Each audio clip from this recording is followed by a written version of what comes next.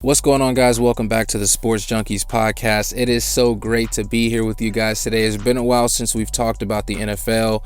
It's been very dry when we talk about the NFL, man. I'm so sorry that I haven't been able to really record and get some content out for you guys. But today we're going to talk about, to be honest, I don't know. I'm going to pull this out of my cheeks, and we'll see where we go from there. But I do want to talk about one topic specifically because I'm seeing a lot of people talk about it, and we've done it on the channel here before. We've ranked the quarterbacks, but I want to talk about one NFL team in particular and what their options are when they have the 12th overall pick in the draft. Yes, I'm talking about the 49ers. We all know Kyle Shanahan has built a winning mentality in San Francisco. Okay, they made it to the Super Bowl. Yes, they lost, but what Kyle Shanahan has done in San Francisco in the short amount of time that he's been there, where he completely flipped that team around, that's the stuff I like to see, man. I love seeing there being great teams in the NFL, but it sucks when you've got a great team in the NFL. I don't know, like the Bears, the Steelers, there's some other teams. Who knows? Maybe Jacksonville. There's those teams that are great. The Cowboys. There's those teams that are great that lack a quarterback, and I don't want to put the Cowboys in that situation, so I don't even know why I just said them. I will excuse myself for that. Dak just got the contract. Dak's about to show up and play because Dak Prescott does get a lot of hate, and I think the hate is coming from people just disliking the Cowboys for no reason. I don't know where that came from. Like, why is it that the Cowboys are such a hated team?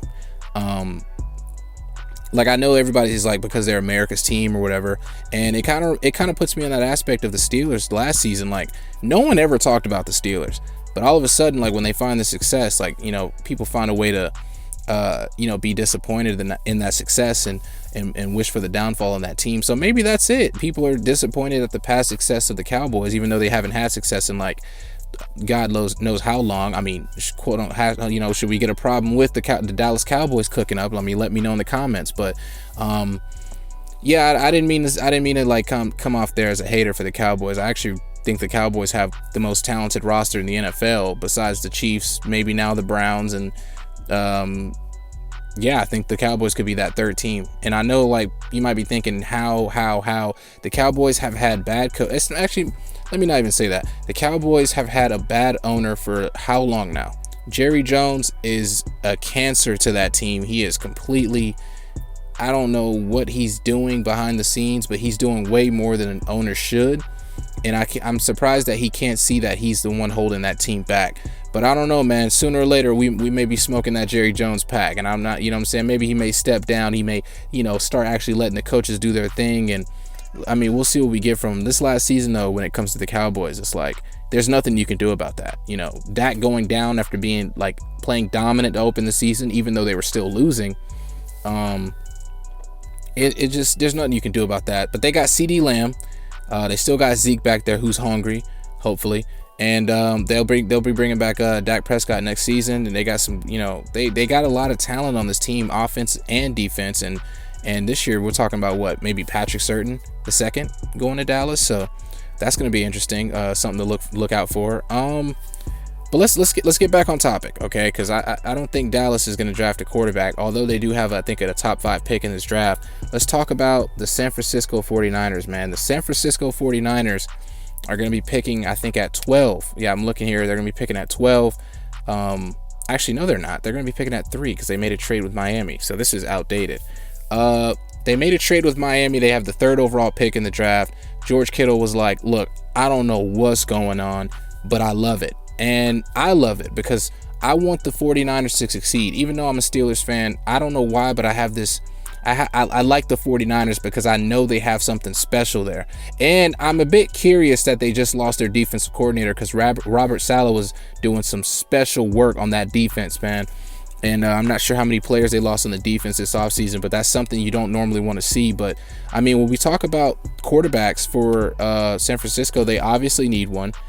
Jimmy Garoppolo is not the answer. I'm expecting Jimmy Garoppolo to be traded sometime during the draft. I don't know what team that's going to be to. Hopefully it's the Bears because they are in need of a quarterback themselves, or maybe the Bears should grab Deshaun Watson, pending his cases are false, because, he's got a lot of, stuff coming out the ground, a lot of dirt being thrown on him right now. We'll see if he can recover from that. But, I mean, when I look at the 49ers, I'm looking at a few options. Okay. I think realistically, we got to say, okay, well, the first overall pick is the Jacksonville Jaguars.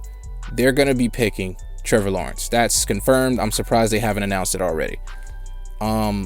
However, the second overall pick with the Jets are going to take a quarterback as well, and I think that quarterback would be Zach Wilson. And I'm still going to say to this moment, I think out of every quarterback in this draft, I think Zach Wilson will go on to have the best career. I think he has the prototype for being a great quarterback. Now, him on the Jets is you don't know what you're going to get when, with him on the Jets. The Jets did get some pretty decent signings this offseason though.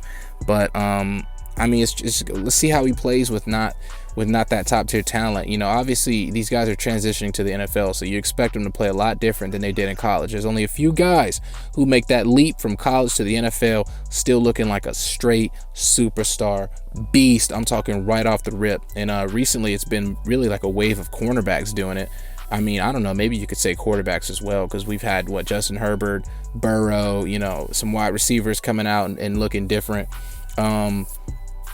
It's going to be interesting now. The 49ers will have multiple options, and I think people are saying they have multiple options. I don't think they have multiple options. I think their only real option is Justin Fields. He's the third quarterback in the draft. What are you going to take, Trey Lance? I wouldn't take Trey Lance at 3. Trey Lance is a great quarterback, but I don't think. Let me speak on this trade before I make the next point.